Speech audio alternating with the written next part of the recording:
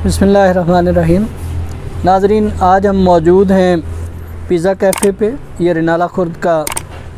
एक नया पॉइंट यहाँ हमारे एक दोस्त ने बनाया है, तो हमने सोचा कि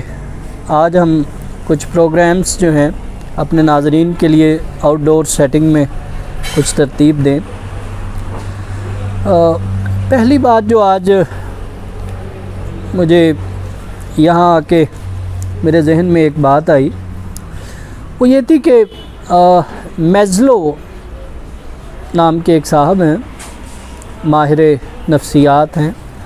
उन्होंने यहाँ माहौल देख के, ज़ाहिर है खाने पीने का माहौल है ये, तो मुझे मैज़लो ने एक हायरार्की बनाई थी ज़रूरियात की कि इंसान की कौन कौन सी ज़रूरियात हैं। वो इस वक्त एग्जैक्ट मेरे जहन में वो पूरी तरतीब नहीं है, लेकिन उसने जिस तरह से वो मैज़लो ने वो तरतीब दी थी,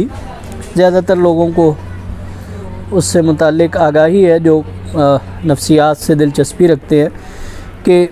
मैस्लो ने या मैज़लो जो भी उन्हें कहा जाता है, उन्होंने इंसान की बुनियादी खाने पीने की ज़रूरियात से लेकर वो उसको आहिस्ता आहिस्ता एक दर्जा बढ़ाते हुए उन्होंने ये कहा था कि इंसान की इसी तरह से जज्बाती मुआशरती ज़रूरियात हैं, इसी तरह से उसकी स्पिरिचुअल या फ़िक्री कुछ ज़रूरियात हैं। अब इसी मौजू से मुताल्लिक़ मुझे यहाँ बैठे याद आया कि हम अगर इंसान की ज़रूरियात की दर्जाबंदी करें तो हमें ये जानना चाहिए कि हमारे दो वजूद हैं। यानी एक हमारा वो हिस्सा है जो बज़ाहिर नज़र आता है, जिसको हम जिस्म कहते हैं। अब जिस्म की ज़रूरियात के मुतालिक अगर हम छोटे बच्चे से भी पूछें, उसको भी अपनी ज़रूरियात का कुछ अंदाज़ा होता है, कपड़े का, खाने पीने का, इसी तरह से रहने सहने का, किस मकान में, किस लॉजिंग में रहना है, सर्दी गर्मी का लिबास क्या होगा, इन चीज़ों का किसी कदर उसको पता होता है। इसी तरह से हम जो बड़े होते हैं तो हम चूँकि ख़ास माशरती और एक कल्चरल माहौल में, जिसको कंडीशनिंग कहा जाता है, उसमें पलते बढ़ते हैं, तो हमें तकरीबन ये बातें जो हैं हमारी जिस्मानी ज़रूरियात से मुतालिक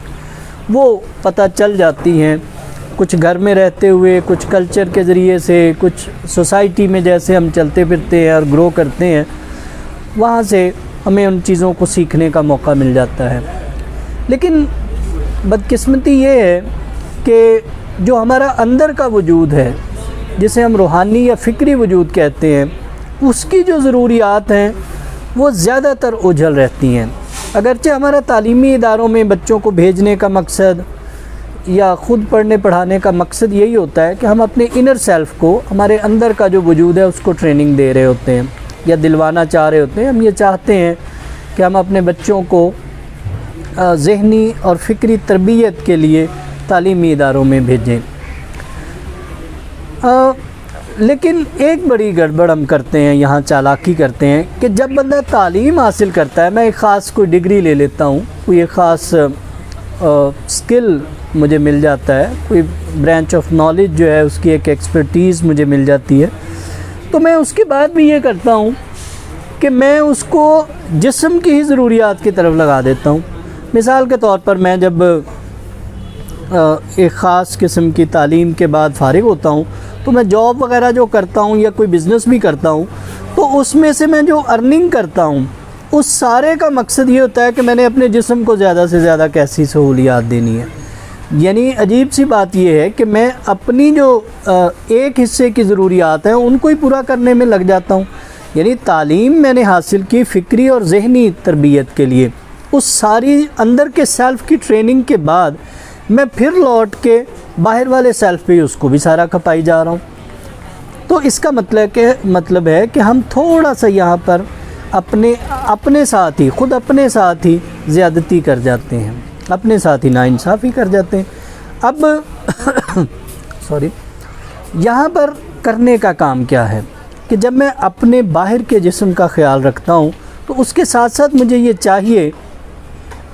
कि मैं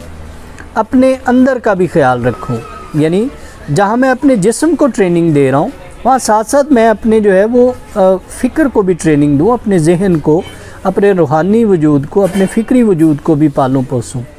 اب مجھے میرا خیال ہے کہ مادی وجود یا جسمانی وجود کے بارے میں بہت لمبی چوڑی یہ باتیں میں کر بھی چکا ہوں، اور اس کی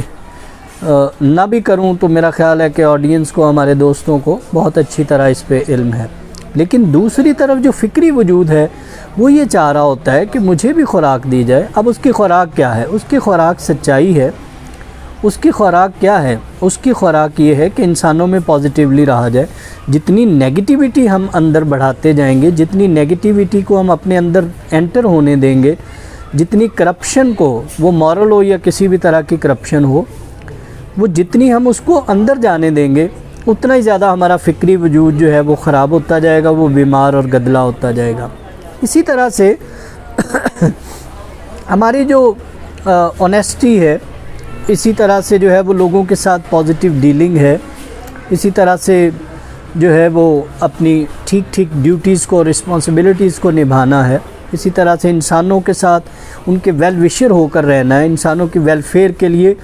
سوچنا ہے، ویلفیئر کے لیے کچھ نہ کچھ کرنا ہے، یا کم از کم ان کو جو ہے وہ کسی نہ کسی طرح سے ان کے لیے کوئی نہ کوئی سہولیات ڈیولپ کرنی ہے، فیسیلیٹیٹ کرنا ہے۔ یہ ساری وہ چیزیں ہیں جو ہمارے اندر کے وجود کو خوراک دیتی ہیں، اس کو توانا بناتی ہیں۔ آخری بات میں یہ عرض کروں گا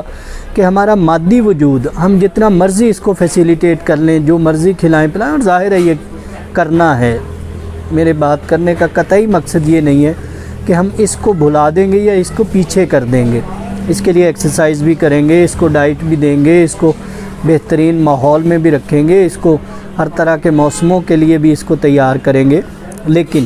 اس کا ساتھ یہ آہستہ آہستہ بڑھاپے کی طرف جائے گا اور ویک ہوتا جائے گا۔